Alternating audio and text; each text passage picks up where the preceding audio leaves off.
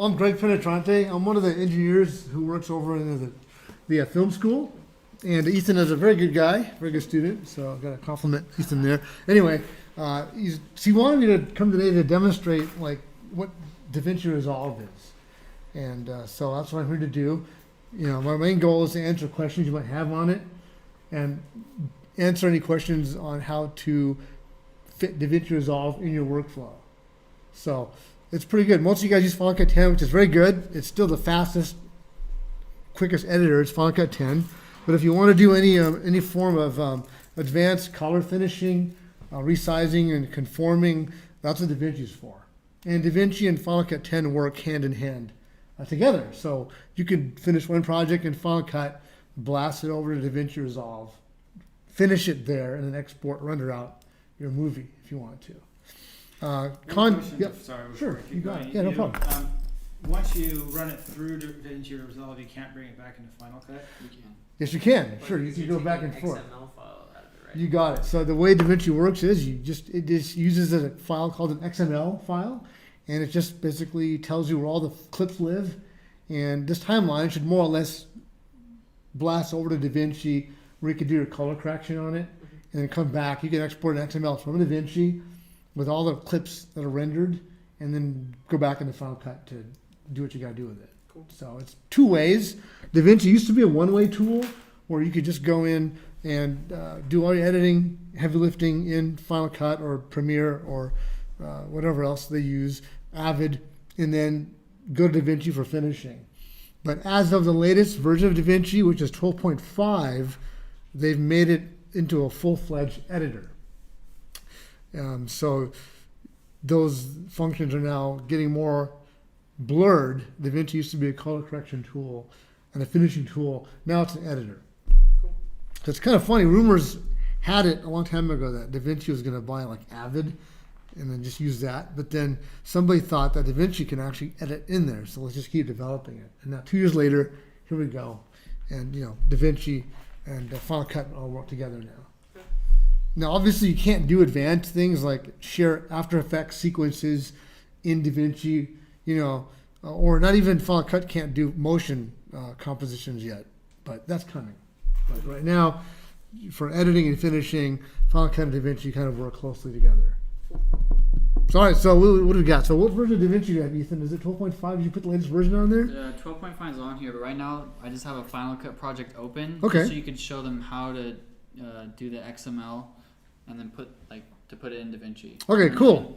Then, Got it. They can put their Final Cut projects in DaVinci. Sweet. Okay, so here we go. So here's your project. Let's see what you got. You got a bunch of video tracks, a bunch of audio clips.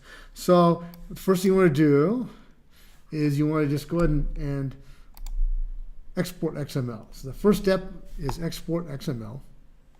So file, export XML, and we'll give it a name. Of course, your file management is good here. I see you've got a project, you've got XMLs, and you've got a folder with it in there. Okay, that's good. So make sure your file management is proper before you go into DaVinci, because DaVinci can get lost sometimes. And so if everything lives in one folder, you're good to go.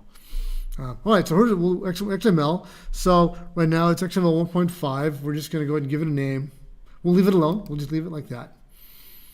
XML, put it in. Is this what you want? Sure. Ethan? Yeah. Right in there? Okay, so. No, that's Jaeger. No, but that's it. Oh, it says Ponce? Yeah, that's Oh, possible. sorry. Okay. That's actually not a good spot. Okay, so let's go ahead and Go stick it in there. All right. editing projects. So now you can see how our. Oh, that's very good. Okay, this is a very good, yeah, this is a good We'll just keep it. organization. Perfect. Said. Perfect, yeah. So the XMLs, you can just put in FCPX library folder, or you can have a folder called XMLs. Yeah. That's a good idea. So like, for example, can I do this real quick? Yeah. So in every TV project folder, you can have a folder called XMLs. That way it just lives in there, and it should be okay. So we'll do it in there, XML folder, and 1.5 XML, put save. And there it'll just blast an XML out.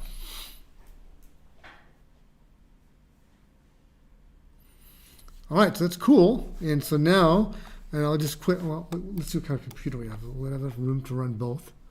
Okay, so we're built. We'll just have Final Cut Living here. Now we'll launch DaVinci Resolve.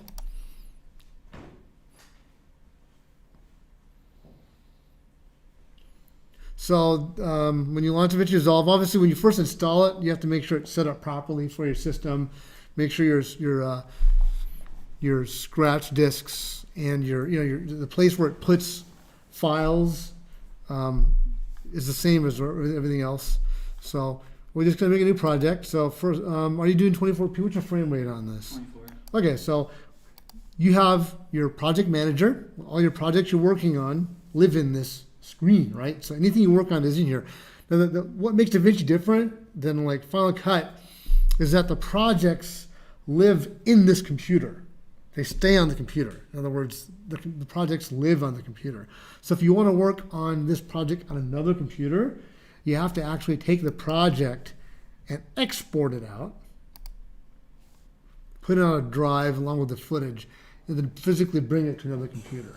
So DaVinci's is from the old school where it was like a server and people are clients, and so all the data lives on the actual computer itself. So again, if you want to work on your project on a different computer, you should export the project and then import it into DaVinci on another workstation. So that's how that works. Now they do make a version of DaVinci called DaVinci Studio, which has multi-user features, and that way you can actually connect to the computer and load it that way. So you can actually launch DaVinci on your iMac in there, one of the edit suites, and connect to this database. So that's in the studio version of DaVinci. Greg, you guys have that at TFM? Yeah, because we bought those Blackmagic cameras, and you get a free copy of DaVinci with the little dongle thingy. Wow. So you have that. We have like 6 copies of it. So, Nice. even if you buy like, I know, right? You never know. So actually, if you guys get like, they have these little monitors that DaVinci makes now, that Blackmagic makes, called the Blackmagic Video Assist. It's a little monitor that records. It's like $400, but you get a free copy of DaVinci Studio with it. Wow. So if you want to get a 50% discount at DaVinci Studio, just buy the little DaVinci Video Assist. It's $495, and it records 4K ProRes. It's like a Atmos Samurai, but it records on them. It's a monitor that records. But the benefit is you get a free copy of DaVinci Studio with it, which is good. Anyway, I'm not a shill for this company, I'm just saying. All right, so here we go. So that's how you do it. So here's your project manager. So what you want to do is you want to take the untitled project here. I like to right click on it, and you basically want to configure the project. So I'm going to go to project settings. And so all these different settings. So you've got the most important thing you want to do is make sure your resolution and your frame rate are the same as you're using. So you're working in 2K, right? So that's what you want. You want 1920 by 1080. And then your square pixels, most people work in square pixels. Your frame rate should be 23.976, not 24, because of the way NTSC is. But everything else you can actually leave alone, because that's all DaVinci cares about. And one other thing you might want to look at as well is I think it's under General. You have a working folder section here, DaVinci, and where your cache files and your gallery stills are located. Now, these are under the admin, but if you have multiple users working on a project, it's good to put these cache files on a hard drive that everybody has access to. Yeah. So even, if you have a RAID or something, put them on that. But it's good to have the working folders and the stills under one central location. Other than that, that's basically it. You can always change these settings later, but it's always good to know they're here. All right, so I'm going to save this, and we're going to go ahead and double-click the project, and that'll actually open the project. Here we are, untitled, and I'll give it a name. So I'm going to save the project as, and I'll call this a demo project, if I can spell. Cool. Again, if I'm going too fast, slow me down. Ask me questions. All right, so here we are. This is DaVinci's media room. There are 4 rooms or pages in DaVinci. If you look on the bottom of the screen, that's the media room we're in now. Here's where you actually ingest, log, and trim your media, or you can clone it, and you can manage our media in this room. You can make bins, you can organize things in this room. And then the next room over is called your edit room. So this is where you actually slice and dice your clips. And it works just like, almost like Final Cut 10's thing. And I think Final Cut 10 and DaVinci are like stepbrothers or something. And then you've got the color, you got the actual original purpose of DaVinci, which is your color page. And this is where all your color correction and resizing and things like that happen in this room. And then when you're done color correcting, you have what's called the delivery room. And this is where you actually render out all of your media to whatever you want. You can actually render it out to anything you want. Files, XML, I mean, even Vimeo and YouTube for some reason, go figure. Anyway, Premiere, you can render out all your media in this room. So we'll go over those in detail. So here's your media. So the first thing we're going to do in your media room, right? So this is your media pool down here. The window is your media pool. This is where all the clips that are in your project live. In the upper left, this is called your media storage. So this just gives you a shot of all your drives, where all your drives live in here. And then all your bins and power bins and your smart bins and your keywords live down in this section, the media pool. So let's go ahead and import our XML. So I'm going to go to File, and I'm going to import XML. So we're going to go to import AAF EDL XML. Now in the old days, you would have to basically load up all your media in your media pool first before putting it in your media, in your XML. But here, with this new version, they say anyway, you can actually import an XML and it'll automatically add all your media to your media pool. So let's do that. File, import XML. And we're going to go to our last folder, which is XMLs. And there it is. And we're going to go ahead and import. So there's our FCP XML. We're going to press open. And we're going to see. So here it's going to ask you what you want to call this thing. And then it's going to ask you to name a timeline after it, which is good. We'll do that. If you want to choose your starting time code, you certainly can. This will automatically set your project settings to the frame rate and your raster size in case you forgot to do that. And then you can import here's where you want to automatically import all your clips into your media pool. Sure, why not? And then, like if you guys did any weird resizing or anything in Final Cut, you can actually, it'll respect that and it'll keep everything the same size.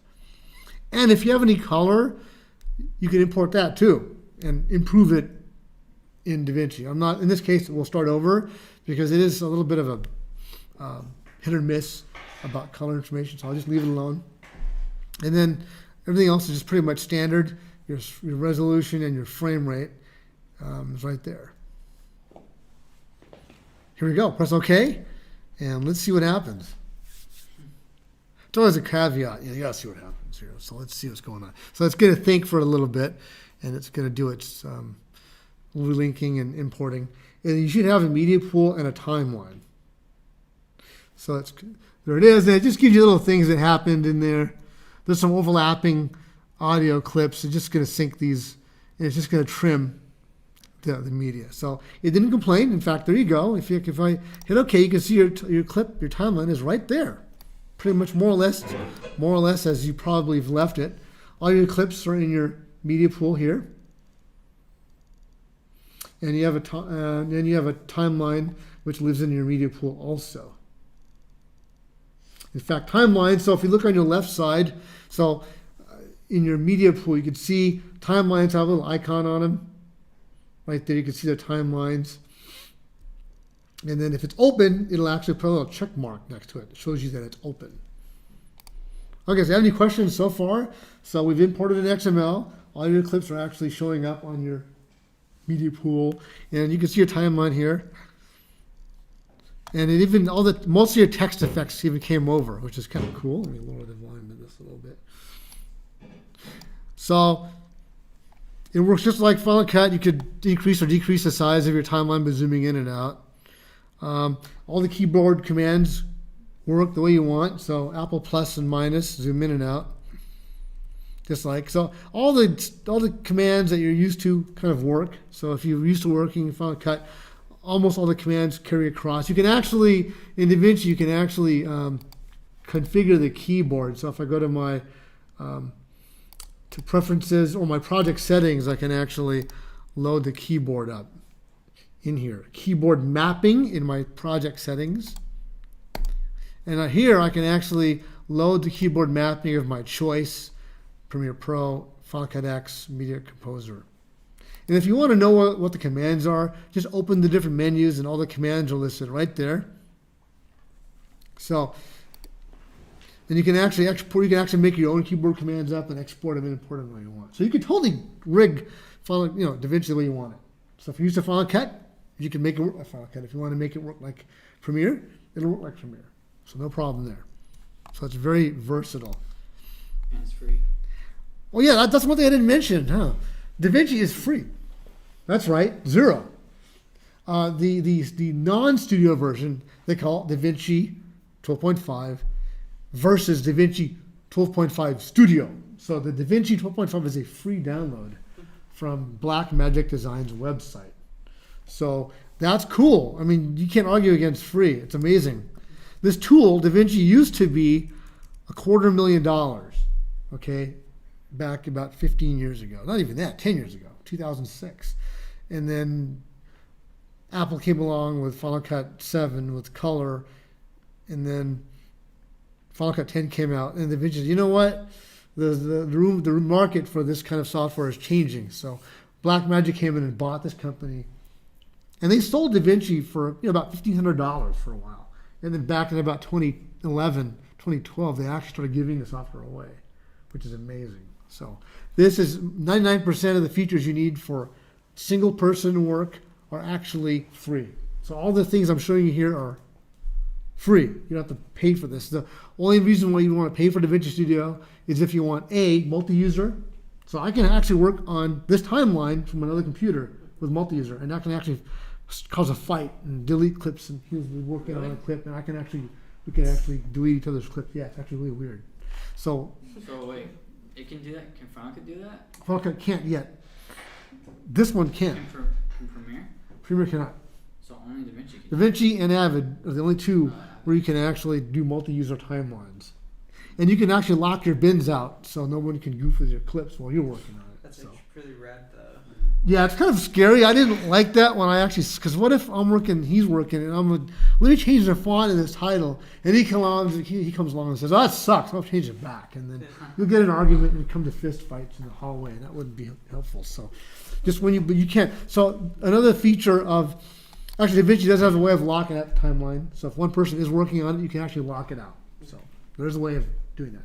They did figure that out. So is it pretty live? Like, you could work it and then you could see, like, a clip just disappear for a second. You're like, wait. Yeah, when you turn that feature on, you can actually do live editing, and in a few seconds after it updates the database, it'll actually disappear in there. They actually showed this in NAB. It's kind of scary, but you could do this. But the shipping version of DaVinci 12.5 actually doesn't do that because of obvious reasons. You can lock when I'm on a timeline here. Nobody else can open it until I'm out of it. But you can actually. There's a feature. I heard there is a way to turn that feature back on. But I don't, you don't want that. Yeah. So another feature of the paid version is you can output 4K DCI. So you know how 4K is actually the consumer version, which is 3840 by 2160. Well, there's resolutions that are bigger than that, which is DCI 4K, which is 4096 by 2160. So anything above 3840 by 2160 to output, you need the commercial version of DaVinci to do that. So if you're outputting something in 5K or 6K like anybody would, right, then you need the commercial version. If you're working in 3D, you need the commercial version. If you need, now this is one thing you might want to consider if you're using noise reduction or that kind of thing, then you do need the commercial version. It has a very powerful real-time noise reduction feature in it. So if you shot with too high of an ISO, it'll eliminate the noise like that. It's really amazing, and it'll do that for you in real time, which is cool. So that's a feature that they reserved for the commercial version. And also remote grades. I can color correct someone's project in Los Angeles, for example. And they can watch me as I do it. It's called remote grading. And that's a feature that they do in the commercial version. But all the editing features, all the workflow features, LUTs, color correction are all free, which is literally amazing. Quite frankly, I don't know how they can do it. but they do it. So here's your timeline. Again, you can feel free to make any edits in the timeline that you want because it's all editable. And also notice the keyframes of the audio come across pretty well down here. You can see all your keyframing came across, which is pretty amazing. Final Cut 10, for the record, does have the best XML. So all your features come across. Unfortunately, if you're using Premiere, not all the features come across. But Final Cut 10 has a more robust XML. So for the record, the project will be more complete in Final Cut 10. All the data and keyframes come across. All right, so here's our editing room. Let me go right back to the media room because we haven't been there yet. So here's the media room. When we imported the XML, DaVinci automatically imported all of our clips in the media room. And here they are. And if you look here on the upper right corner of the window, you could view by column, by icon, and you can actually search for any clip, and there you go. All the clips show up. And notice compound clips come across, just like in Final Cut 10, which is really cool. And it gives you all the information that you want to know and don't want to know about your clips. So you can see what codec they're in, what date, and if they have, the duration. Now, here's one thing I like to do with the media room. If you right-click on the column, you can add all kinds of other columns. You could geek out. But the most important thing that you could possibly add to this list is called a display name. This allows you to rename your clips to your liking without CHF4759.move. What is that? But you can display the name, and now if you can name these clips, so I can click on this clip and I can name it called StageCam. Right, and you can name these clips, and then you can log them. They all come across. So you can name them. Yeah. So otherwise, if you don't name them, they just come. The display name is the same as the file name of the clip. So that's how we name clips. All right. You can, if you look at the right side of the display, you can see here all your metadata. This is important for a lot of reasons. You can see if the frame rate of the clip matters, the audio, the resolution, the codec you used. So this gives you a lot of data. So this is basically like the inspector in Final Cut 10, except it's in the lower right instead of the upper right. Any audio you have in the clip shows up as well. And you got waveform. You have a fully loaded waveform. If you have audio in the clip, and there's waveform in there. And you can also actually start making subclips if you wanted to, as well. And there's an audio track. So it's very powerful. You can do a lot of stuff in this. So how do you import media? So you've imported XML and you have a master. So I can actually start making bins. So I can add bin, and I can call this bin, other imports. So a bin, you just right click on the master and you can make bins. So for example, if I want to import anything, I can click on a drive here and open it up. So there's some projects here, open it up. I don't know. Can I grab some clips just for examples? Go to projects. Okay. Get that one. And go down a little bit. Down. Wait. Let's just go to that one. Okay. So you can open it up, or you can actually just click. Yeah, go ahead. Keep going. Capture. There you go. So it's capture. So if I click on the hierarchy, it shows you folders. So you can look up in there, double click it. There's some folders. So I can actually take these in. It knows MXFs. DaVinci reads MXFs, so it doesn't care what format you shot in for the most part. It really likes ProRes though. It's faster because anything with H.264 is slow to decode, but it'll do it. But just note that it's always better to code everything to ProRes or ProRes LT to make the work a lot faster. But if you do have raw footage like this, it'll do it. And you can actually have DaVinci make, if you right click, you can actually have DaVinci make optimized footage automatically. So like Final Cut, it'll convert in the background to ProRes and edit that way. And so where would those files go? Oh, there's a in your cache folder. So that's why it's important to set this cache folder. All these files go into the cache files location. So all the optimized clips go into this cache files location. So if we have like, let's say we work on a RAID and then we direct the cache to go there, and then we finish with all this kind of stuff, and then we want to re-import it. Like, what do you recommend? Do you re-import it back into Final Cut, or would you just be like, okay, it's pretty much done?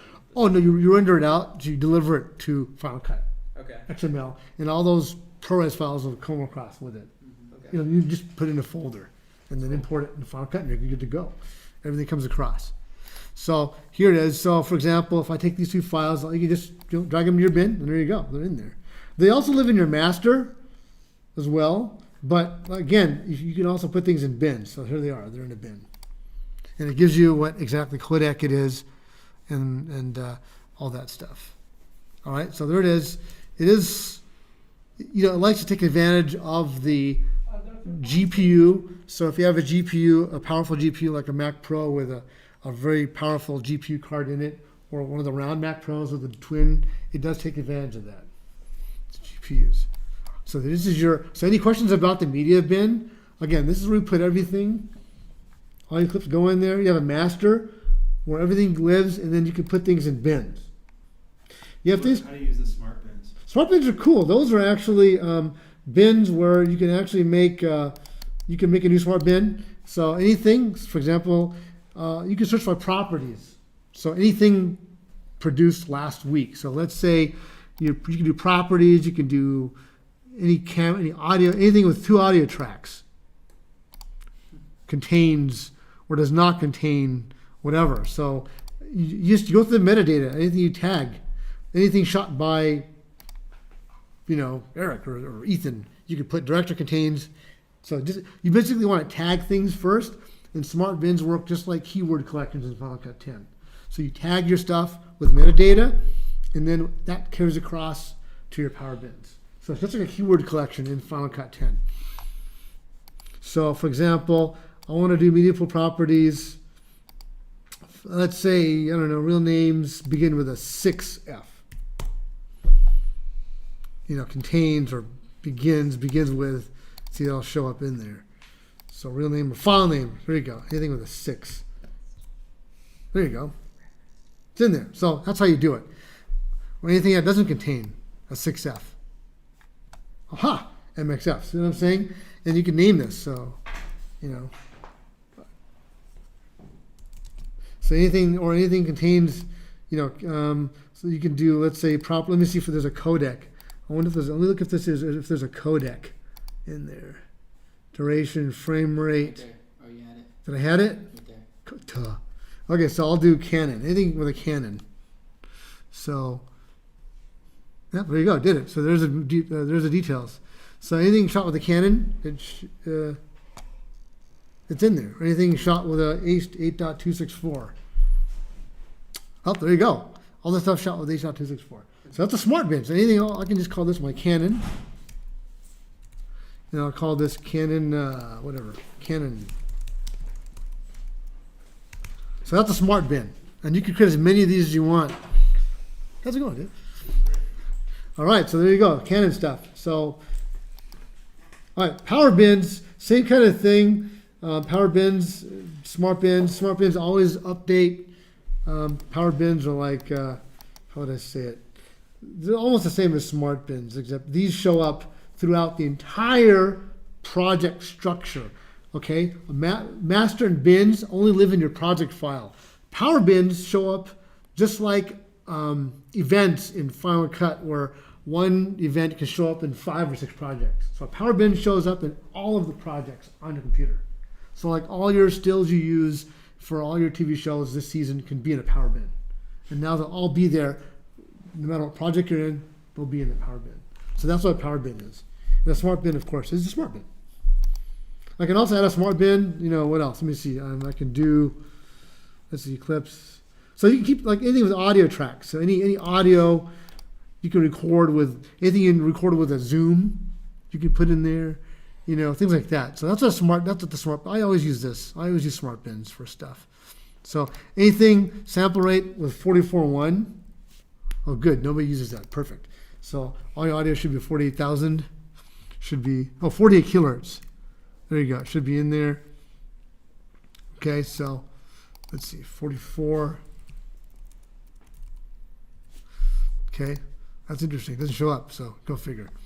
But it should show up if we did it right. So 48 kilohertz is or is not. Okay, so obviously these clips audio probably doesn't have that metadata in it, so that's probably why it's not showing up. But so that's what smart bins are. Smart bins, you could define anything with a close-up in it, anything with a long shot in it, those kind of things. All right, so that's your media room right there. All right, any questions so far? You can also organize all your clips. Again, it's always good to organize all your clips in the media room before you move on to editing. It just makes life a lot easier to do. All right. So there's your media room. Oh, also you have if you do this regularly, like you should, we have what's called a clone tool. A clone tool allows you to ingest all your clips from your camera, bit by bit, into your project folder. Okay, so when you drag copy clips from the Finder, it basically just copies the files over, no problem. A clone actually copies the files over and makes sure that all the bits in the file made it over in one piece. Because there are times when an SD card can corrupt data when being read from. And so what the clone tool does, it actually takes an SD card and clones it over. It can even be a hard drive, anything, doesn't matter what. It'll copy everything over to another folder bit by bit, perfect. So everything comes over exactly. So if you had a super mission critical clip that you want to make sure it darn well copied across, use the clone tool. And the clone tool, you could do like 100 jobs at once. So basically, let me just show you real quick. Add job as a source and destination. So let's example, you want to copy something, I don't know, geez Louise. But you want to copy a clip. So let's say you'll go and copy a folder. You'll take a clip, let's say, I'll just take something like a graphics folder. You just put the source as graphics and your destination. You could pick, or you move that over, and I'll just pick, I don't know, something. Let's just pretend that will go on one of these drives here or something. I'm not going to do it. I'll just show you. So I'm going to the movies folder. Tell me my destination. There you go. So this graphics folder will actually clone over to this folder like that. And if I do it, and there it is, it clones it. So everything it copies, it actually does a checksum. And then it makes sure that the clone made all your copies 100% accurate. So clone is basically a hyper-accurate copying tool. That's what it is. All right, so clone is basically just exactly everything is exactly alike, and that's what it is. So that's what a clone did. It just cloned everything from one folder to another, and it keeps all the data intact, everything. So you could do multiple clones. I always want to preserve the folder name. I should have done that. What that does is, if you have any graphics in that folder that have folders, it'll preserve that folder name. So you have to click on it. Anytime you see 3 dots, just like in Premiere, right? You have one of those mysterious 3 dots. You should click on it because it tells you good stuff. It's kind of strange. So that's a clone tool. So at the top of the window is all the stuff you want to see. And you click on it to turn it on and off, just like in Final Cut 10. Okay, here it is. So now let's go to the edit window. So there's an edit window. Again, I'm not going to say much because you guys don't want to edit. So it works just like an editor. So anything specific you want me to show you, or that's pretty much it. Anything you do in Final Cut, you could do in DaVinci, pretty much. So all your editing is here. Okay, you do have try to have the DaVinci that the editor of DaVinci doesn't have. It doesn't lock your clips together. You know how in Final Cut the clips kind of like lock together. They like snap. Yeah, they snap. You don't have that in DaVinci unless you want it. So you have to hold down a keystroke to drag the clips around. Then it'll ripple everything over. DaVinci does have some really good rippling edit features. There's some that I haven't even tried yet because it's such a new program. Let me show you. So let me just put the timeline back to the way I like to see it. So if you click in the middle of the screen, you can adjust your timeline size just like Final Cut. Turn your waveforms on and off. You can change your track height. So just like Final Cut, it does. You have markers and index points just like it. You have magnetic selection. Turn it on and off. You have snapping tool link selection. Turn it on and off. You don't have the QWE or you append to timeline, it's a 3-point editor. So, for example, if I go to the end of your timeline, and I'll take this clip here, right? You go through it. So this is your event viewer, like in Final Cut. Okay, it's 2 windows. So if I want to start here, mark I for in, O for out, then you can set your target tracks on your left here. So you got your different levels of video. Now, unlike Final Cut, your timeline is not magnetic. You have a track, so you have to make sure you go in the track you want. So instead of rolls, Final Cut 10 has rolls, DaVinci has tracks. So imagine tracks as your rolls. So that's how you want to do it. So I want to put this in track 2. I'll just target track 2. There it is. And so now if I drag it, I can drag it over and see the clip just shows up. So just like Final Cut, drags over. You can also drag to the right, and there's a bunch of stuff you can insert, you can overwrite. I like the fit to fill, it's very good. Oh, it does have an append to end, just like in Final Cut 10, excuse me. So yeah, it has the E tool. So I can append that to the end of your timeline. And you have what's called a ripple overwrite. That's kind of cool. It'll overwrite a clip, and it'll ripple all the changes. So if you leave any gaps, it'll close the gaps for you. If the clip's too long, it'll adjust all your clips to compensate for that. So you just go to the right, and it'll do your edit right there. Okay, so just like anything else, when you do trim though, it shows you your real clip. So when you drag your head or tail of a clip, you can see it shows you the actual clip. It actually shows you how much clip you have left on your timeline, which is really cool. All right, let me zoom in. So you can drag your clip, make the size bigger or smaller on your tracks. If you want to show your keyframes, you can. So if you click on the keyframe icon, your keyframes show up, and now you can set keyframes.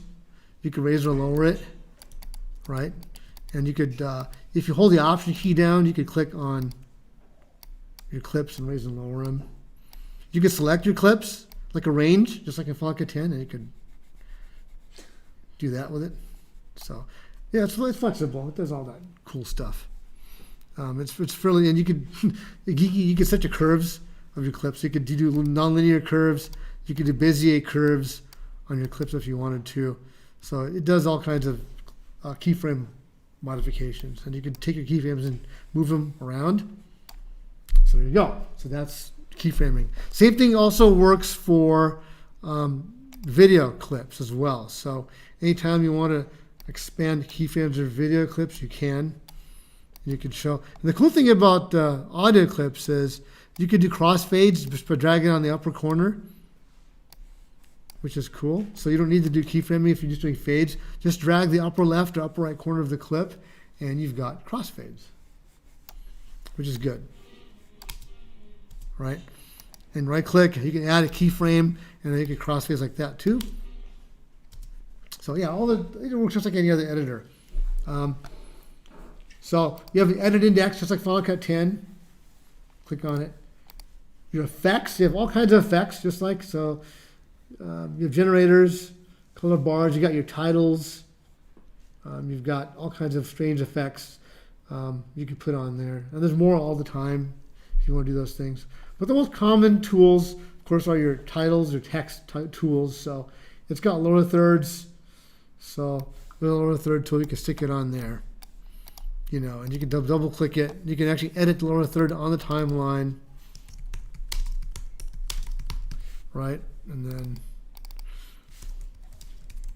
then all that. So it works just like Final Cut. So there you go. If you're used to Final Cut 10, you're used to DaVinci.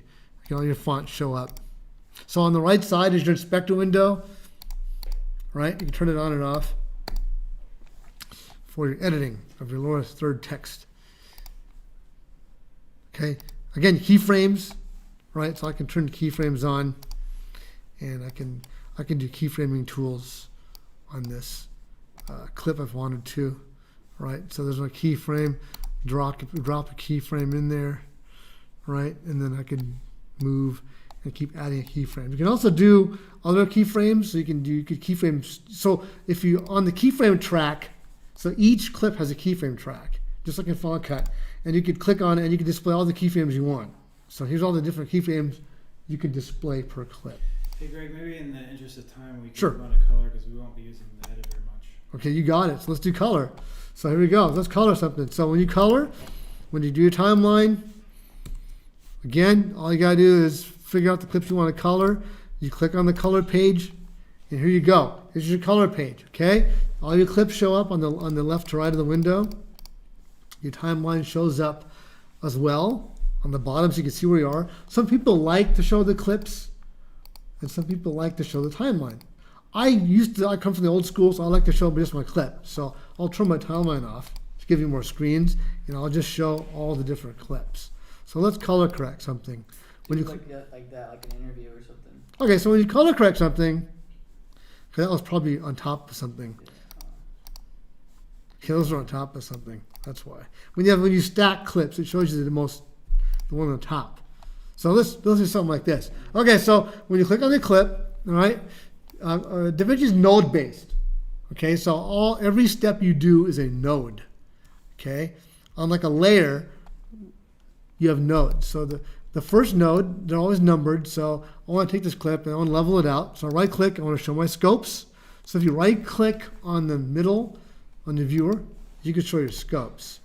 So you can see how much or little your clip needs correcting. You got your waveform monitor, you got your histogram, and your vector scope for your color. So it's a little yellow here. So the first clip is always a technical node. The first node is always technical. So in this one, you want to adjust your exposure. So what I'll do is I'll leave my scopes here, and you can use a curve or you can use a color wheel. You have a choice. So I like to use the curves. Now, if you don't know how to read curves, you can do the same thing with your color wheel. So this is your colors, your lift, gamma, gain. Okay, your lift is your blacks, your gamma is your midtones, your grays, and your gain is your exposure or your whites, like in Final Cut. Okay, so let's say I want to crush my blacks a little bit. I'll take the gain dial it to the left, a little punch. Maybe I'll punch up the mid-range a little bit. And that looks pretty good. Maybe I can increase the exposure a tiny bit, so a little more punch. So that's a first node. I can combine a lot of color corrections in one node if I want. But what I like to do is I like to just keep going so that if I screw up, I can turn things on and off. So here's what you do. You go to your node menu, okay, and you want to add a serial node. And this is another step. So here's what, now in this node, I want to balance my color. So in this node, I can now take the yellows away and add a little more blue to it. Something like that. That looks pretty good. All right, something like that. And then, you could salt it to taste, whatever you want. That's good, something like that. All right, so there's my node right there. So now it looks about right, and you can play it to make sure it looks okay in motion. And there's my node. And you can actually right-click, and you can actually label it too. So I'll just call this my color balance. So other people, if they come in, you can actually read what they've done. And I can right-click on here, change label, exposure. Okay, so every time you do a step, you make a new node. All right, you can actually add steps in between if you want to. Like so now I notice the color actually desaturated quite a bit. So I can actually right-click. I can add a node. Actually, right-click in the obviously I have to go to my nodes, add a serial node, and here I can go on the bottom. So I did my colors, and now I can do my saturation down here. So I just click and drag to the right. I can add or that's crazy, too much. So go back off on the saturation a little bit. There you go. So there's an example of another step. You can also do hue. You can actually add more contrast if you want to. In DaVinci, there are many ways to color correct. You have a choice of how complicated or less complicated you want it. It just depends how you work. Okay, so you like this node. I want to add maybe a little vignette to this. I can add a vignette to this if I want to. So for that, I would go to, in the middle of the window are all my different tools to color correct, right? So if I go to my middle tool, this is my window tool. And let's say I just wanted to add, bring out her a little more. I can add like a circular window to it, right? And I notice all my saturation is now concentrated in the middle where that node is, because I made the saturation, and now I'm just going to punch the middle of that. So I can actually do that by adding a little shape. Just like in Final Cut, you can add a shape around it like this and tweak it a little bit and make her stand out. You can zoom in and out by scrolling the mouse. So Can you tweak that mask so it's a little bit more conforming to her body shape? Absolutely. So I can turn that off, and I can do a power curve. And let's zoom in a little bit. And now I can make a power curve. Click, click, click, click. Okay, there you go. There's a power curve. So, and you can, you do all points. Then you can add some softness to the curve. So I can add a feathering to the curve like that, and make it a little less obvious. And maybe I can bump up our overall exposure. The offset wheel here, that's the overall exposure. That's the exposure tool in Final Cut. It just makes exposure everything. So I can do that. I can bump our exposure up a little bit. And then like in the color balance node, if I double click a node, I can actually go back and tweak. I can actually decrease the exposure of the whole thing, and then increase our exposure, in this node if I want to offset. You can do it many different ways. And you can make it full screen like this, or if you press Apple F, that's full screen mode. You can actually see it play. So Apple F is full screen, and Apple F toggles it. Okay, so that's a look. If you don't like that, what I just did, you can actually delete it. So if you just double click on a node, deletes the whole thing. If you screw up, like I did, you want to reset your effect, you can just press the little reset button, and now that resets my exposure back to normal. So if you want to reset a tool, look for the round arrow, and that'll reset the tool. All right, so there you go. Let me just take this. I can add a saturation to this again, a little more saturated. All right, there you go. All right, so that's the exposure. That's the node tree, just like that. I want this look. I want to apply this to other clips that I see. How do you do that? Okay, save it. You right click on it and you grab a still. So you grab it. So now this is a grid I can apply to other clips. I'll just call this, I don't know, D yellow. So any clip that it comes across that looks the same, I can apply it. Like for example, this clip here, so if I click on it, you can middle click. Oh, it doesn't work on this one. Just apply grade, so you can right click and go apply grade. And see, now I applied that grade to that clip. I've de-yellowed it. And you can see any clip that has a color grade attached to it, it has a rainbow icon. Like that. How'd you make a still of that again? Okay, so you right click and you grab a still. So anytime you find a color correction, so let's keep going here. Let's go find another clip. So here's a clip. I want to fix this clip. So let's do it. So we're going to go ahead. If you look in here, it's overexposed. So you want to, I'll show you a curve. I like to use curves because they give you a little more flexibility. So like the gamma is in the middle, the blacks are in the bottom of the curve, and the exposure is on the right side of the curve. So if you look here, his chart is overexposed, so I just bring it down. Good, see, I've retrieved all that detail. I can see his notes now. And then now it became a little dark, so I can increase the middle, I can increase the mid-range a little bit, give them a punch. My blacks look a little bit too hot here. So if I click on the eyedropper tool right there, look, it shows me exactly where that is. And so I can now drop the blacks a little bit. Oh, look, I've added more contrast to the clip. That looks pretty good. Still a bit yellow, so I can add a little more, another node.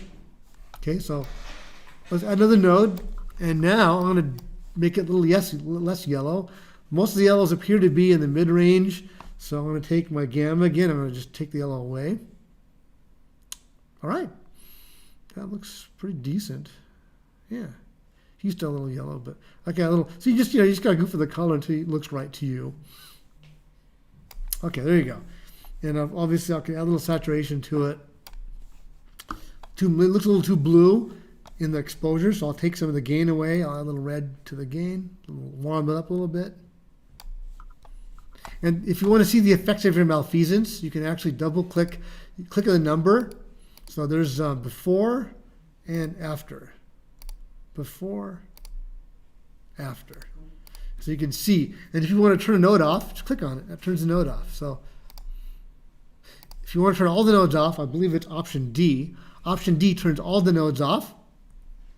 So you can see before and after. You can make it full screen and do it. So there's after, before, after, before, after.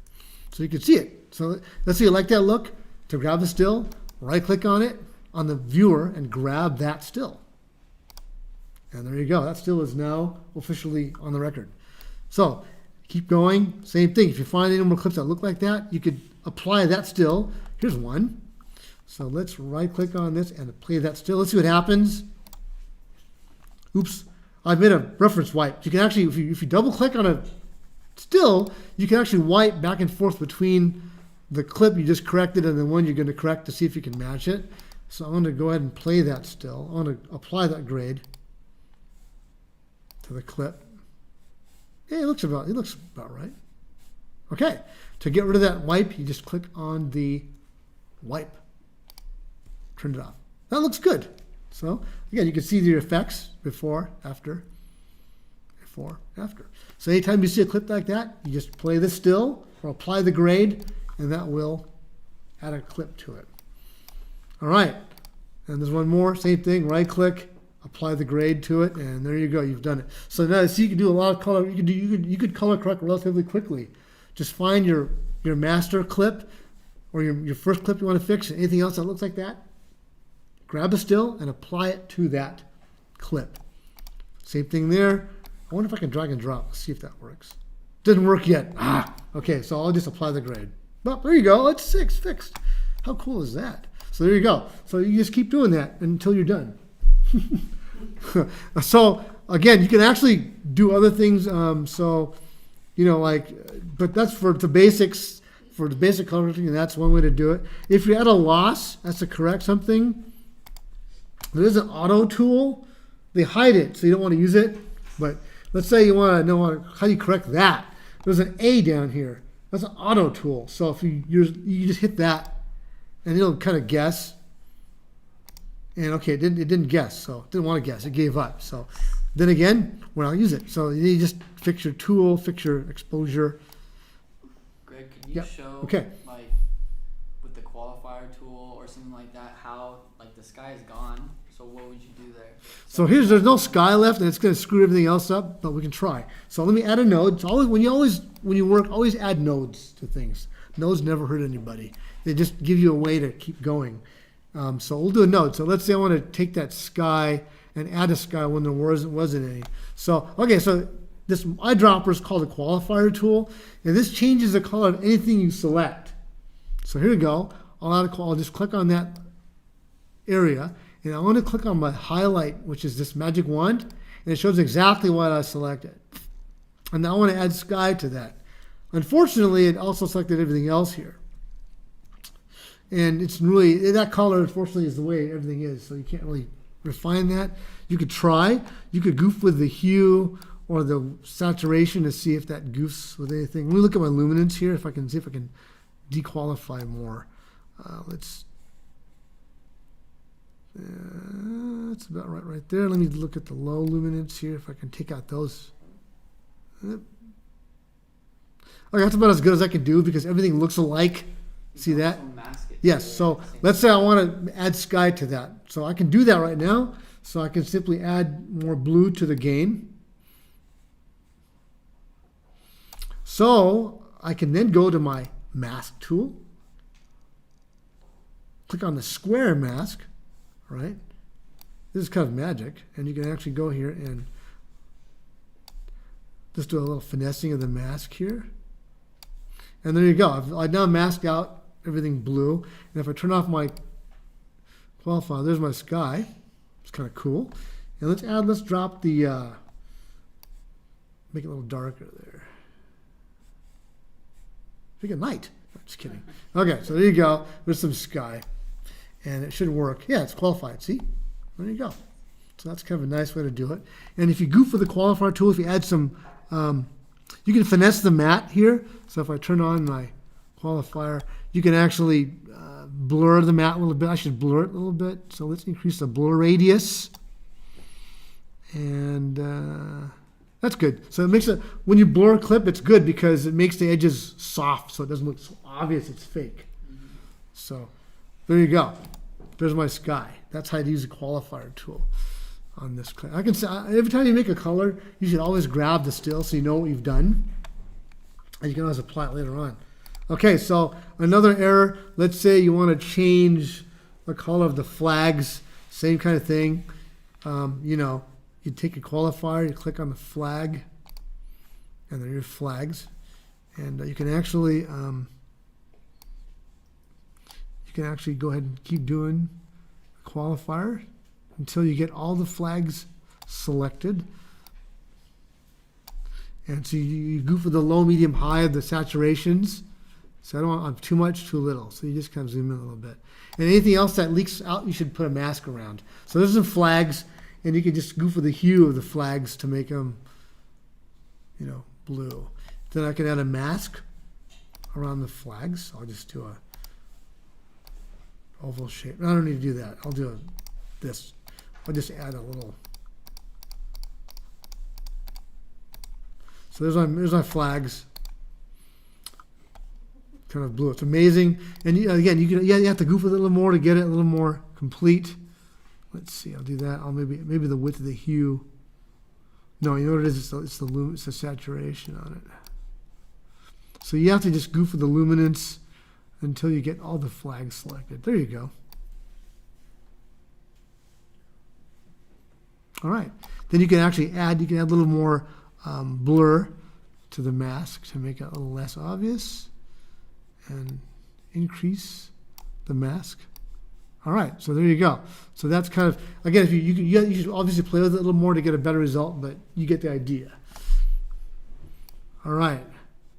Let's see. Anything else? Any other questions? Let's see. So that's what to do there. And one thing to also note is that if you wanted to color correct somebody and it moves, you can actually, DaVinci will actually follow the guy around. So let's say you want to color correct his face. Let's turn on a mask here. So it's actually, you know what, let me undo that one. Let me just turn that off. I want to add a node, because the first node is always your technical node. Keep that in mind. Your first node is always your technical node. So if any exposure problems you want to fix, anything to do with the luminance you want to fix, you should do it here. So it looks good. And then on your second node, then you can start making your look. So here you go. I fixed it a little bit. Let's go to our node. I want to take this man's face, and I want to, let's say you got too sunburned. So the first thing you should do is draw a mask around him. It could be a loose mask. So there it is. So it shakes, right? So here's what you can do. DaVinci has a really nice tracker tool. So you click on it. And then if you click track forward here, DaVinci will actually track this and kind of follow it a little bit. So it's a little imperfect. You can actually add keyframes to fix that a little bit. But there it is. It tracked him around. And then now you can actually add a color correction to it. So the bottom line is it followed him around, which is cool. So now you can track him, and you can add some kind of color correction to him. So he's a little bit too red, so I could take a little bit of gamma away from his face. There you go. A little saturation. There it is. Okay, turn it off. You don't want to see that, you can turn it off. On the left side of the viewer window is all your tools. You can turn them off, and then you can see what you've done. So you've actually fixed it. And there you go. You fixed it. Again, there's before, after. Before, after. Much better. All right? So that's one way DaVinci will actually follow you around by using the tracker tool. So in review, you can use masks to isolate corrections. You can use the tracker tool to have the corrections follow your mask around. Every time you do a color correction, you should add a node. Every node can have a label. Okay? And a collection of nodes is called a still. To grab a still, right click, grab a still, and it's saved in your stills gallery. Okay? Or any more other questions?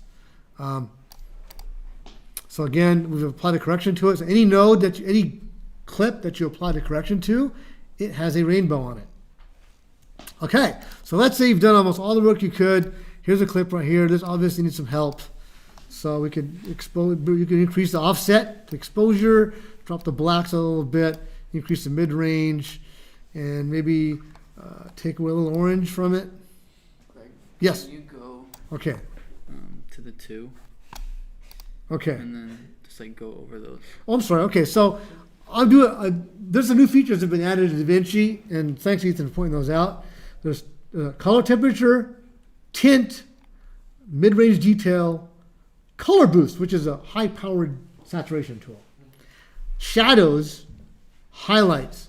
So here's now. See, I'm color balancing this clip the old-fashioned way Yeah. by adding. Now, if you want to do it the cheesy way, not cheesy, the new way. Let's say I mess this up. I want to reset this back to normal.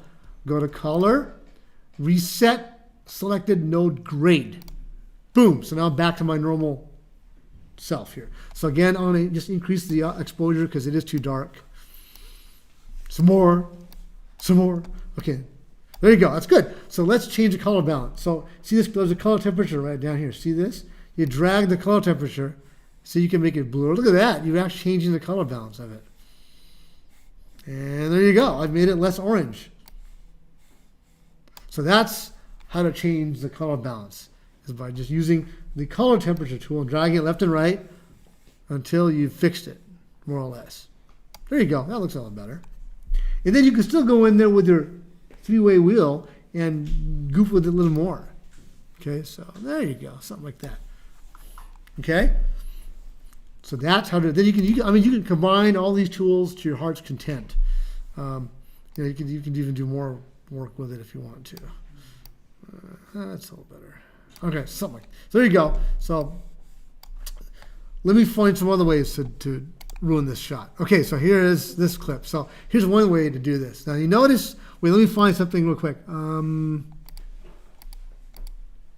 Okay, so this tool here, let's say you wanted to soften her up a little bit. So, not that she needs it, I'm just showing you. Okay, so let me show you. So here's a clip here. There's a tool called mid-range. Let me hold on. Let me go this. You need a 3-button mouse. Okay, you need a 3-button mouse. So when you go to your preferences, the Apple mouse is really nice because you can actually have a 3rd button. Here's why. When you zoom into a clip, you press a 3rd button. You can scroll around in it. See, so you can zoom in. So here's the reason why I do this. So I want to take a mask tool, turn it on. Okay, and I'm going to match her face up a little bit. So we're going to take her face, and let's say you have a person that needs a little help or needs a little enhancement. Okay, so there you go. The 3rd setting over is called the mid-range detail. And what that does, it's almost like a blur tool, but it only affects the mid frequencies. So it's not going to affect anything else but the detail. So if I decrease, so let me show you. If I drag to the right, I'm increasing it. Okay, see, that's a little bit too much. So if I drag it to the left, see that? It's actually like a mist. That's actually, it's cool. So there it is, before, after. And the thing about the mid-range detail, it only affects the mid-frequencies. In Photoshop, you can replace, you can have low frequencies, mid frequencies, and high frequencies in Photoshop. Like I can eliminate wrinkles, but not the hair. That's called frequency-based separation. So the mid-range detail only isolates the middle frequencies of the image. So anything like eyelashes and hair and mascara doesn't get erased, but all the wrinkles get erased. So that's what that tool does. It simply blurs the mid-tone frequency. You can face track her.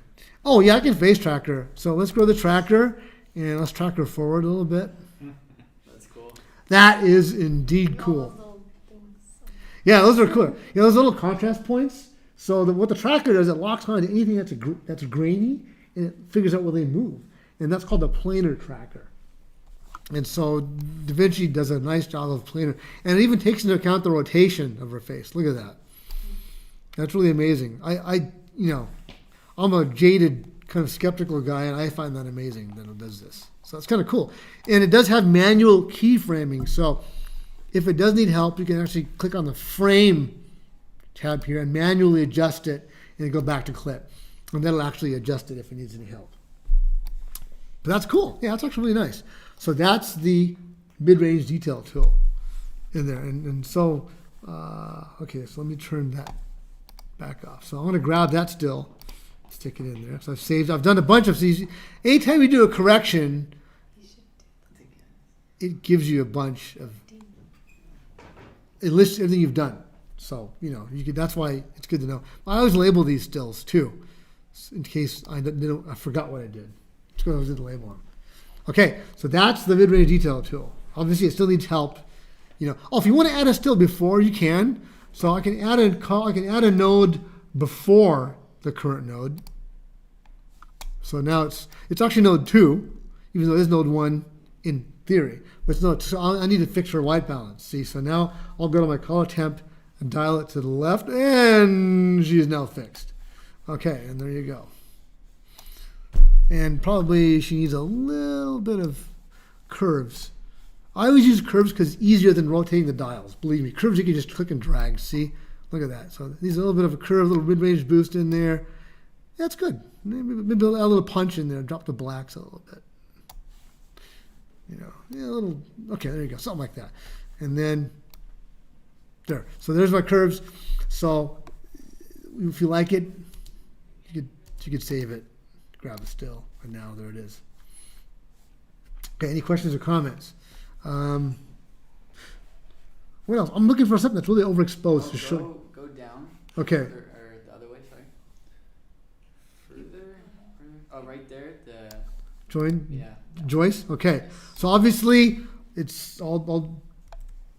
Okay. So second node. First thing you want to do, obviously, is I know she has a very.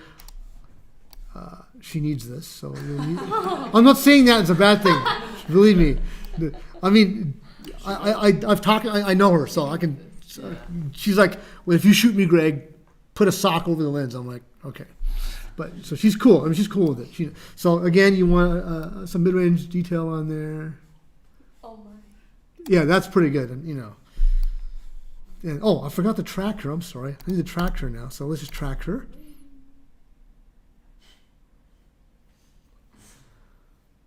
All right, so she's done. Now, you obviously have a lot of blown highlights. That's not going to help. It's already actually been saved already, because if you see here on the waveform, you've done your best.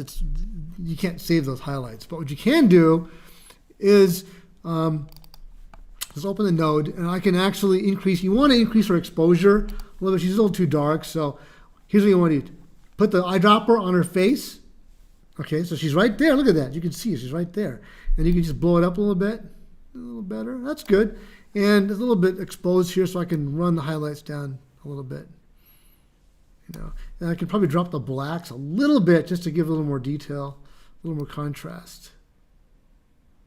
Okay, and you could play that. You could just play with it. Yeah, all right. So you can play with that, and she probably needs a little color temperature change too. A little, not too much, just a little bit. Yeah, right. It's quick. I mean, you're done. So I can move on to the next shot. Yeah. We're done. So next, yes, you see what I'm saying? You just do that, and then probably you could do this. Then you can add another node to this. So option S is serial node, and then you can add another vignette around her. So I'll do a circular. The reason why you want to do this, let me show you, because she has a lot of things happening around her that can pull away from her. So what you could do is, I would probably just take this, and now this is a node. I want to go everything outside of her. So you see this button reverses it. So if I reverse it, again, you could look in your node to see exactly what parts get affected. So I want to drop the exposure of everything around her a little bit. So that kind of pops her out, see? And you can actually go and just make this a little smaller, just to pop her out a little bit. Then you can do other things, Greg, what if you put like a gradient coming from the other side to make the painting look more orange, so that it looks like the sun's hitting it? This one here? Yeah, just like because all that overexposure, like I want that to go away. Okay, so what you can do is let's add another node. So I'll pop her out, and now I want something here. Here's what you can do. You can add a bunch of things. This is something new in DaVinci 12.5. This is a gradient node. Oh, that's new. This allows you to put everything. This is a gradient node. This allows you to affect everything on one side or the other. See what I'm saying here? And so I can make that. I can wash that area with an orange. Oh, wrong side. My bad. This side. And the It's pointing that way, but it's. I don't know. Whatever. I know, right? It's just one of those things. So what you do is you simply take this and you how much you gradientize it, for lack of a better word. I'll make it a little fuzzy. That's good. And then now I'm going to add a little orange to it. You know, there you go. That's kind of cool. We could probably do a little bit of stuff in the highlights too. Not too much. There you go. And now, there you go. See, and so now you notice it's actually working pretty well. Oh, there's like a line moving on right now. What is that? Line. What is that See moving? that? On the window pane. It was there before. That was there. I think Really? that's Let's turn it off. Oh yeah, that was there before. Yeah, it was there before. See, I turned everything off. What is that? it's probably like Is that a curtain? it's probably curtain Oh, curtain stick. the stick with a rope that's attached to it. Oh, that's interesting. That's freaky. You could probably no, I wouldn't touch it, but you know, with all this power in DaVinci, you could do all kinds of stuff. So there is, there's before and after. So I can adjust this a little bit. Yeah. So you could keep, yeah. So that's how, yeah. So there you go. So that's one way you could do a color correction session. All right. So again, see how fast it is? It's just you just keep going through boom, boom, boom, boom, boom, doing all your adjustments, and then once you're done, once you're done making adjustments, now you go to the deliver room. So anything else I need to show you? Let me look here. One thing you should know about. Let's see here. Let's say you want to. There's something a lot that people are asking me. How do you blur things out? So let me show you if I can find a clip. Probably won't be able to find it, but I'll show it to you in this one here. So let's say I have box office, and you want to blur that out because it's a competitor's product, let's say. So DaVinci has really nice blur tools here. So let's say you just take a mask, turn it on, and stick it around your object you want to blur. So I want to take this mask. I'll just put the size down a little bit here.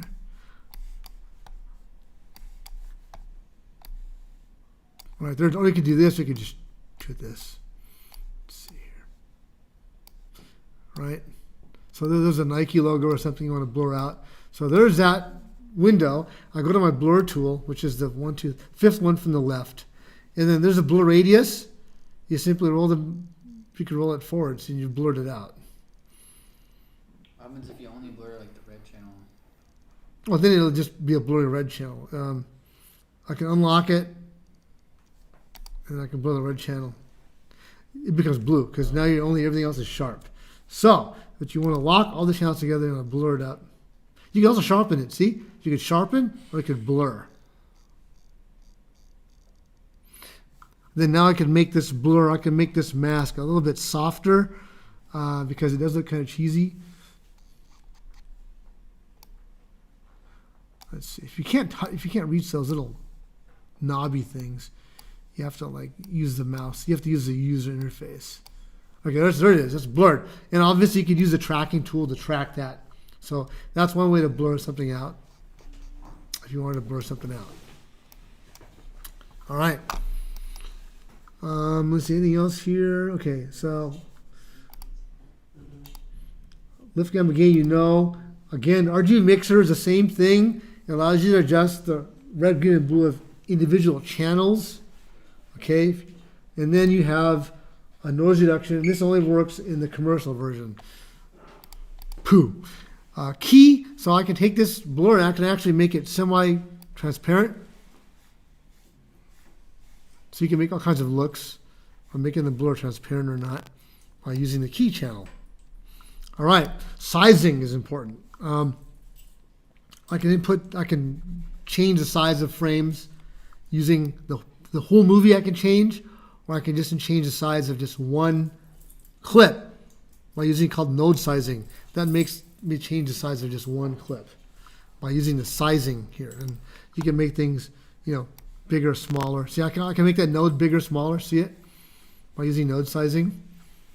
That's kind of an interesting feature of DaVinci. If I want to change the size of the whole clip, I can go to, I believe, edit sizing. And that allows me to change the size of the entire clip. The lens correction, do you guys have that? Oh yeah, It doesn't work for us. okay. So lens correction is only a feature for the commercial version. That's unfortunately another thing they decided to withhold from us. It's called a lens correction. And so if you shoot with too wide a lens, you want to get rid of that weird barrel distortion, you turn on lens correction, and it'll allow you to. How good is it? It's actually pretty good. It works pretty well. I've done it with Durbin's film, so you do pretty well. And so you can't do it. You have data burn in too, so you could record. You could burn in time code to your clips if you want to give. Or you could put a logo. Can You could put a. subtitles? You could do something. No, you can't. You can, but you do it in the edit room by using your text. By using your text things. Well, you can't do like SRT files? No, not in this one yet. No. So that's something that you can't do yet in DaVinci. Okay. So now you want to deliver your masterpiece. We're going to go back to Final Cut 10. So here's what you do. You go to the delivery room. And you can see all your clips here. Okay. And so what you want to do is you can render. You could choose what to render. I can do the entire timeline or an in and out. I can render a specific piece, or I can render the entire timeline. So let's do the entire timeline. Okay. So now you have custom. So all you gotta do is simply click on the FCP XML, and now everything's there. Click a location. So in this case, you're gonna go to editing TV, I guess, right? And then, or is it projects? Projects. And then you'd find the project. I believe it was this one. No, down. Yeah, Jaeger. Oh, Jaeger. Right. Oh, yeah. So you select it, and always add a new folder, and call it DaVinci Renders or something, and put a date on it. So you need it. You know what it is in case you mess it up. You'll render a new one. Okay. So there's a folder. So I hit OK. DaVinci is going to put the renders in that folder. Okay, and it's going to render the entire. And here you can choose the codec of your choice. So I typically choose ProRes HQ. And then, so if you want to render at any resolution, you can. So you just pick the resolution you want, or you could just click on the box, and it'll render whatever you guys set it to in the timeline. What else can you do? There's advanced settings. You don't have to worry about it, but you could do, no, you wouldn't have to worry about it too much, but you could do like CinemaScope or Square or whatever. So when you do that, all you got to do is hit render. You hit render queue, okay, and then it's adding to the render queue, which means you can set up a bunch of projects. Now I can just make a QuickTime movie of it. So now I can click on, you could click on Vimeo or YouTube, and then you could do a H.264 version. Wait, so you can do Premiere too? Yeah, so you could do a Premiere timeline, click on Premiere XML. So you can go Final Cut, DaVinci, Premiere? Yeah. I mean, you could do a Final Cut XML. You could do Premiere XML if you want to go back to Premiere or to Premiere. Yeah, it'll go back and forth to almost anything. Or you can do custom. So let's say Dave Podig asked me, I just want a clip of this. So I can just make a clip of it. I can render a single clip. I can make a QuickTime version of it, ProRes, whatever. Give it a name, and now I'll render this entire clip out. Okay, so in this case, I'm gonna render out in and out just to do a small part of this clip. So I'm going to zoom out. And I'm just going to mark it in and out like here. Okay, I'll do a FCP XML for that. And I'll just render it in and out. I'll add them a render queue. See? So now when I render, I'll just start render. Now it's just going to render that part. Now it renders reasonably fast. And then all you do is simply import this back to Final Cut. See, so now I go back to my Finder. If I go to the Finder real quick, and where are we? We're on TV Pro, editing, preview. Okay, No, it's projects, right? Then it's Jaeger. So if you're looking at DaVinci renders, okay. Did it do it? Oh, I forgot to set the folder for it. Oops, my bad. So if I click on this and I set the destination, I forgot to set the destination to that one. So they actually put it in the movies folder. Here, let me go there. Sorry, my bad. Okay, I forgot to set the destination folder of it.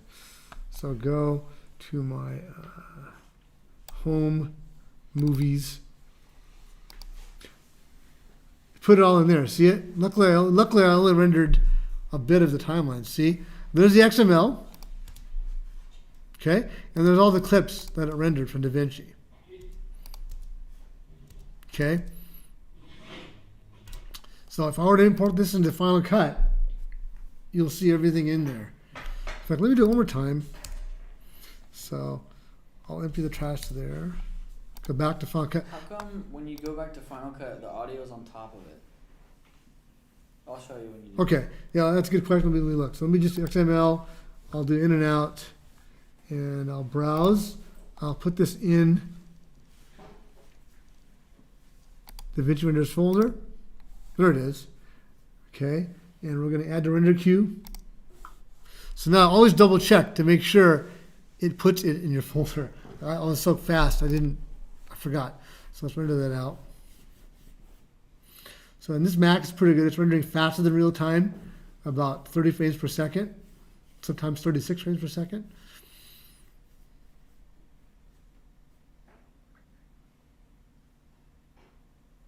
All right, there it is. So it's done. So if we go back to Final Cut, and I guess we can make a new, let me just make a new event. Okay. So let's import something, right? Import XML. Okay, we're going to go to our rendered folder. And there's the XML with all the clips, right? And let's import it.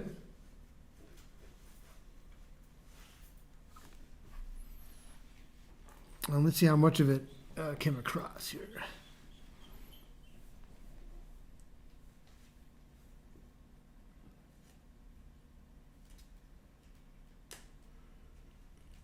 It's like, hello, there it goes. Greg, how come we used multicam in DaVinci and it was so much easier with Tim's projects, with Tim Powell? In multicam, you mean DaVinci? Remember how we did that? Yeah, that's true. We did that. Oh, that's it. So something got lost in the sequence for some reason. Let's see here. Let's see what it did here.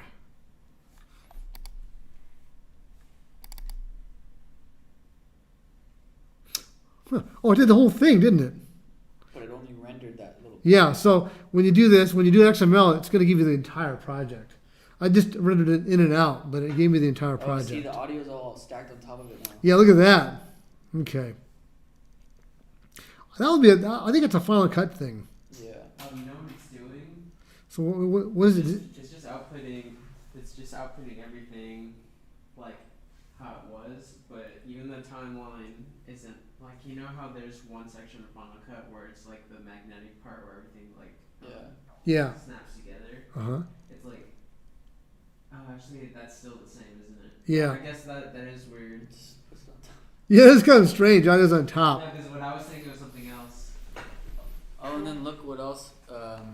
All those audios got messed up. So what I did, because I already did all this, is I just deleted all that audio and I deleted all the bottom audio, and then I just went in my other project and copied all the audio. Okay. You know? Yeah. Because it was already done.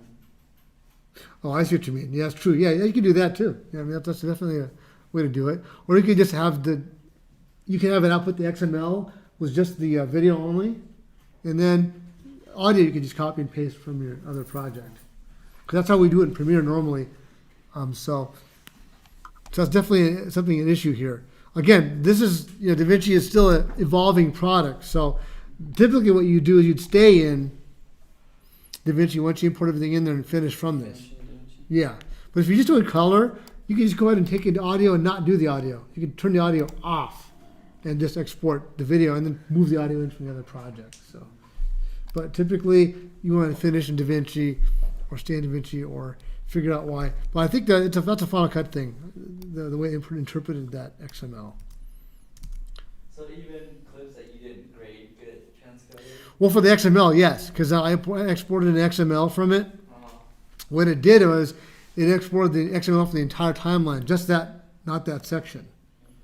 And that makes sense because when you do in and out, you're not really deleting the timeline. You're only giving a small section of it. So if you want to export just an XML from that timeline, here's what you'd want to do. You go to your media, you take that timeline, right? You'll take your timeline, or you go to the edit room actually, or yeah, media is fine. But you take your timeline, you duplicate the timeline, okay? You'll duplicate the timeline, so you go to edit, duplicate, okay, or copy, paste, whatever you do. And then you would just delete the parts you don't want, and then export just that timeline, the part, okay?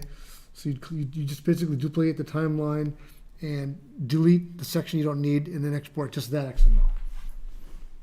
All right? So, yeah. So Greg, if someone was on the fence about using DaVinci and they said that they think that they're getting all the work done with the Final Cut color wheels or color board, sorry, what would you tell them? What would you say to them? Are they missing out, or should they just stay in Final Cut and not have the hassle? So what DaVinci gives you is more workflow flexibility. So if it's a quick and dirty grade, and you're doing basic color correction, then you do that stuff that you want to be more comfortable in Final Cut. But DaVinci offers a lot more flexibility. It's a lot more powerful color correction than the Final Cut in terms of using curves. Final Cut doesn't have curves yet.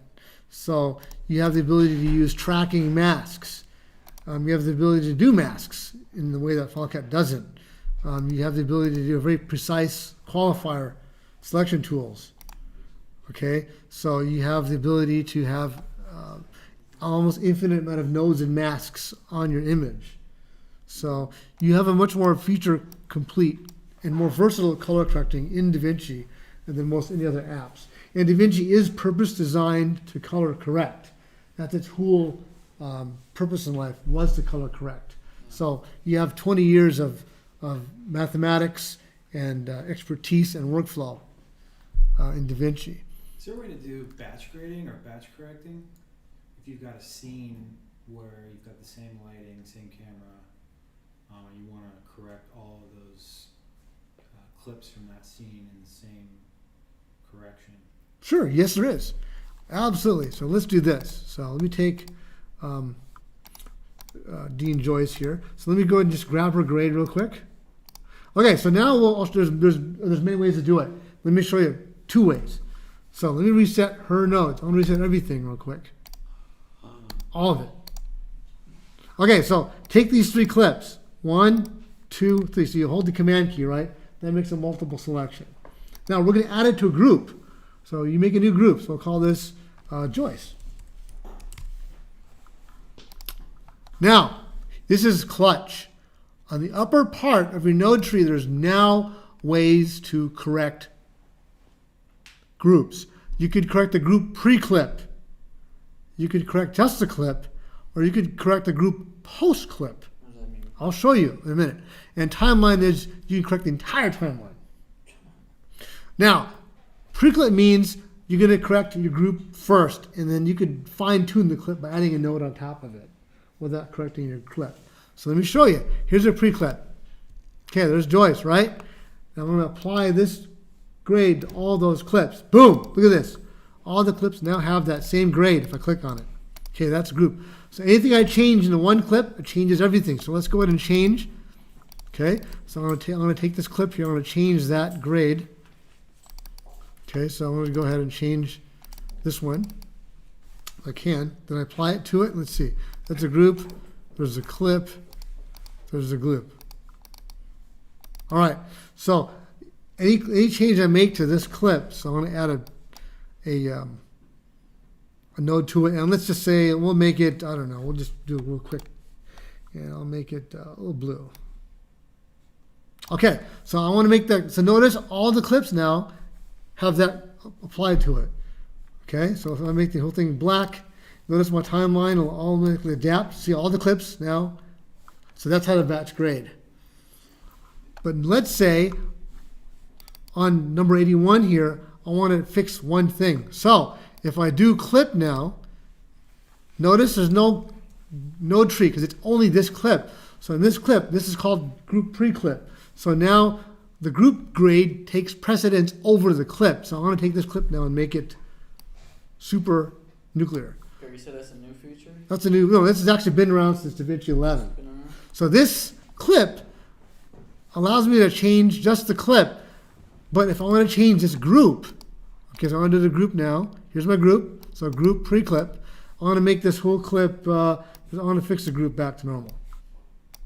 So notice all the groups change, but then Joyce's orange clip still is orange because that is a clip.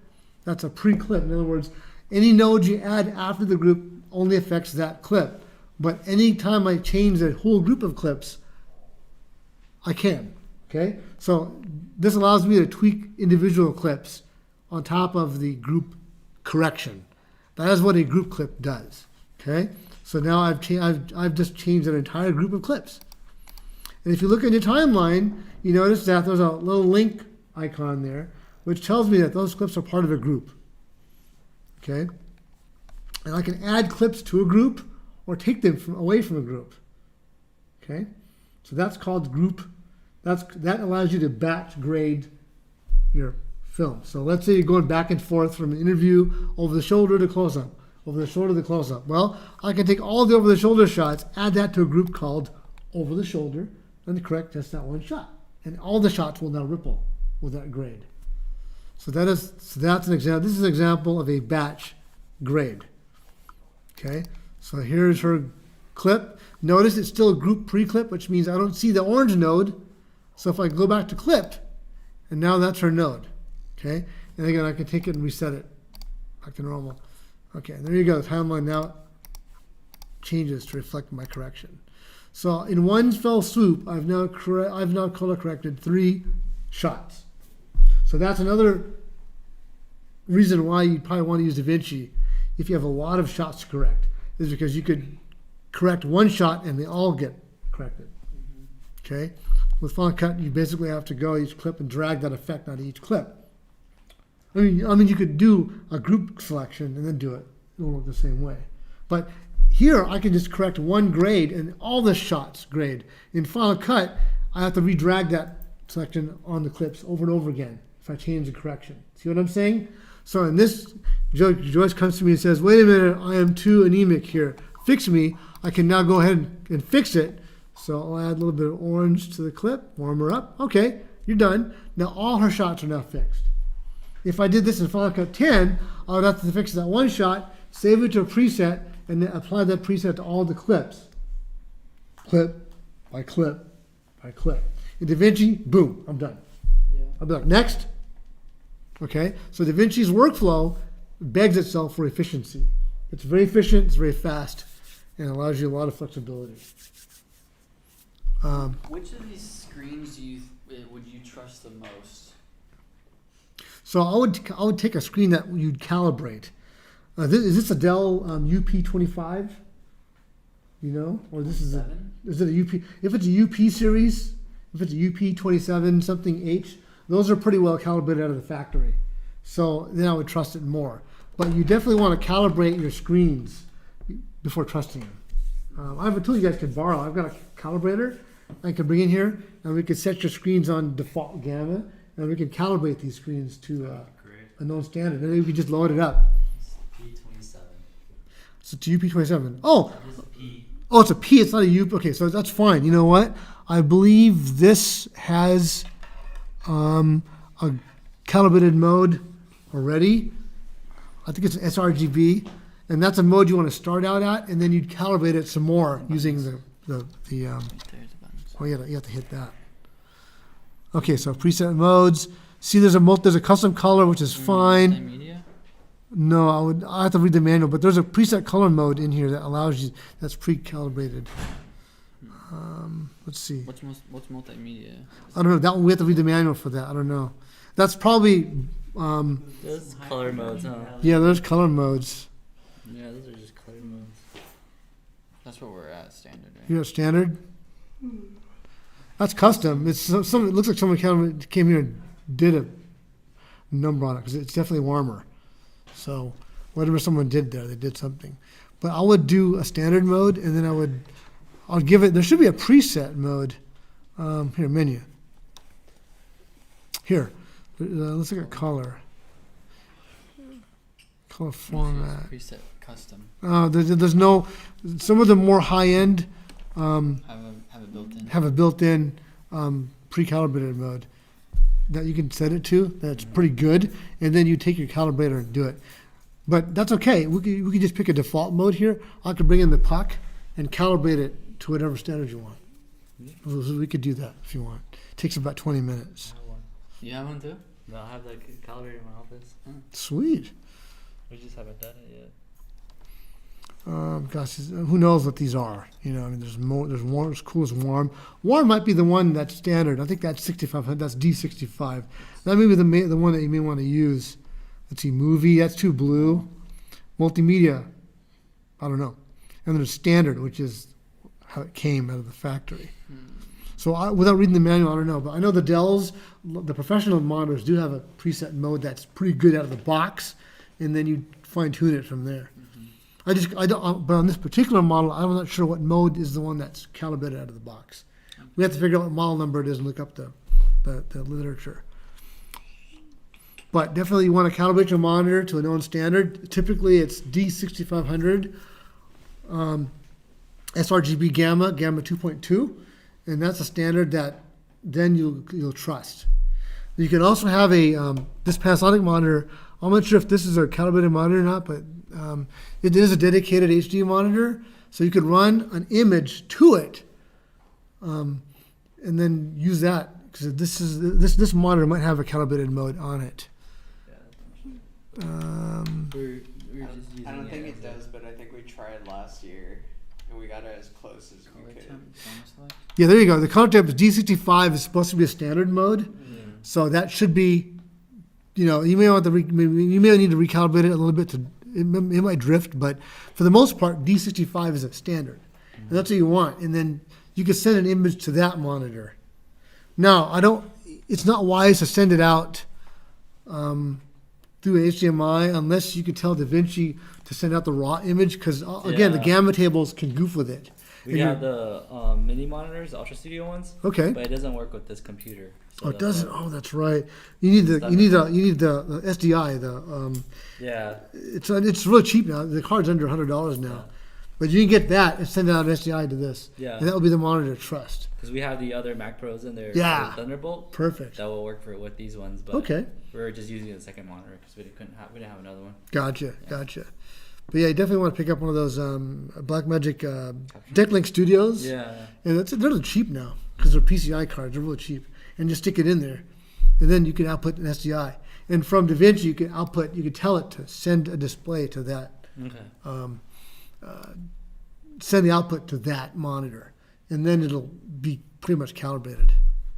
So I would, it looks pretty good, and it looks pretty close, but definitely that would be, if you can calibrate this one better to a D65 standard, then this would be the one to trust. Yeah. Then it might even actually match that. We'll see. I mean, they look pretty close. They look reasonably close, but obviously there might be some differences somewhere.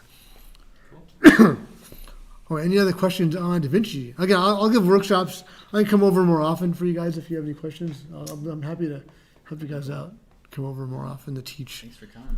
Sure, you. happy to do it. Appreciate it. It's No pretty problem. good. Thank you. I've enjoyed it.